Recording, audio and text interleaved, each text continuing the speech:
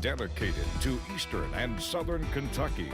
This is WYMT Mountain News This Morning. Good morning and thanks for joining us. I'm Madison Carmouche. We're inching up to that 5 o'clock mark this Thursday morning, and today is January 16th. We're going to go ahead and check in with meteorologist Eric Dean for a look at your forecast this morning. Funny seeing you here, Eric. We meet again. We didn't have a choice, I guess, but it seems like when we do, it's very cold. Right, yes. I come bearing cold weather. We are seeing temperatures today in the 30s and 40s, but we are going to take a nosedive in terms of temperature as we go throughout next week. Good morning, everybody. Here's a look at live pinpoint Doppler radar. We are seeing a little bit of snowfall across portions of the WYMT viewing area. We'll go ahead and pinpoint over towards portions of Wise and Dickinson County, over towards the Prater area, even portions of Buchanan County, seeing some activity as well. All in all, a clean sweep, though, across the majority of the area. It's a chilly start to your Thursday. Temperatures are in the teens and 20s, down to 19 in Whitesburg, 17 in Manchester, 19 in Boonville. But you factor in that feels like temperature down to 12 in Clintwood. So here's a look at your planner for today. We'll see temperatures making a run for the upper 30s and low 40s. Will stay mainly cloudy throughout the day. And I hope you enjoy these 40s because there's a big change coming. We'll talk about that coming up in the First Alert forecast in a few minutes. Madison. Not looking forward to it, Eric. Thank you.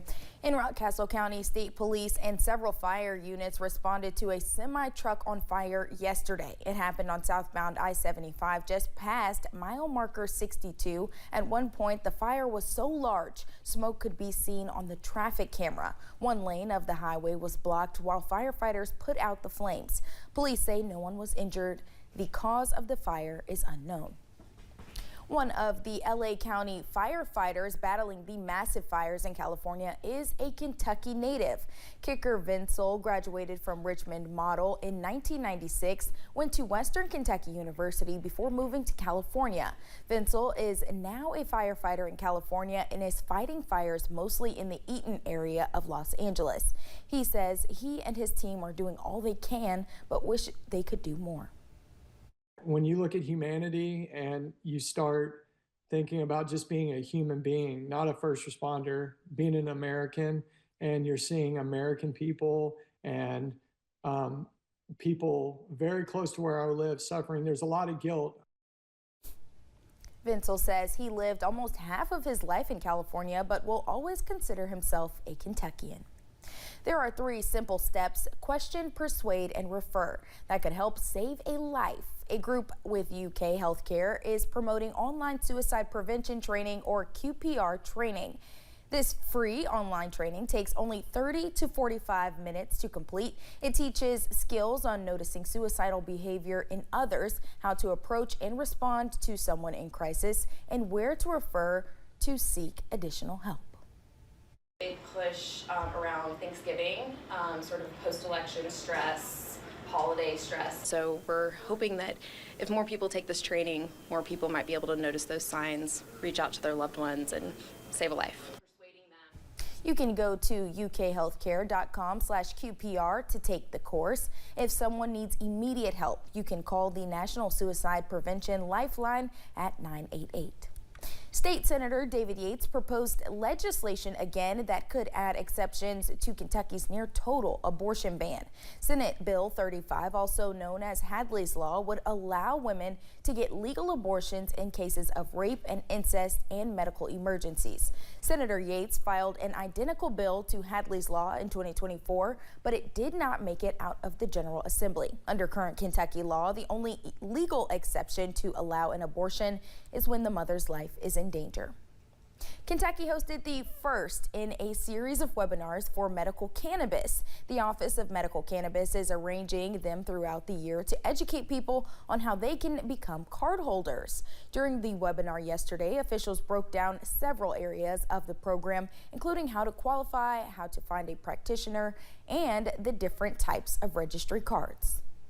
There are a couple different kinds of medical cannabis cards. One, in-state qualified patients. We anticipate that to be the vast majority of the folks that apply. So you're an adult, you're in Kentucky, you live here, you're applying for a medical cannabis card. Every month, the state will hold a webinar for potential patients over Zoom. You can sign up at kymedcan.ky.gov. As we first reported earlier this month, the Perry County Sheriff's Office is now in a new, more accessible location. It moved to a former bank branch on East Main Street where people can now use the drive-through to pay taxes. The Perry County Judge Executive says the old courthouse location's parking situation was not ideal for the department. And so I think it will cut down, minutes, and anytime you're dealing with first responders, minutes is critical. And so I think it will cut down minutes on every run that they make. And they're right there at the intersection to where they can go any direction they need to go. The new location is fully operational, but the sheriff says they hope to host a ribbon cutting next month.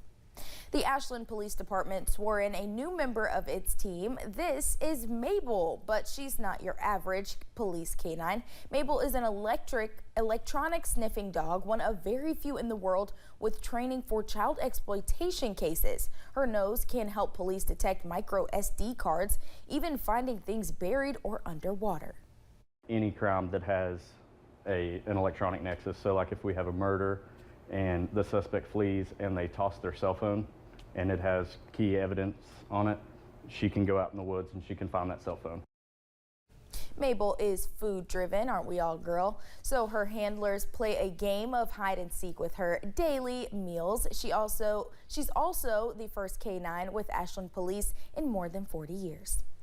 It is not just people that are impacted by bitterly cold temperatures. Pets, plants, and even cattle can be affected by the cold as well. A UK extension agent in Clark County says keeping them eating and drinking in cold weather can be challenging. Levi Berg says when livestock get cold, they may not be interested in eating.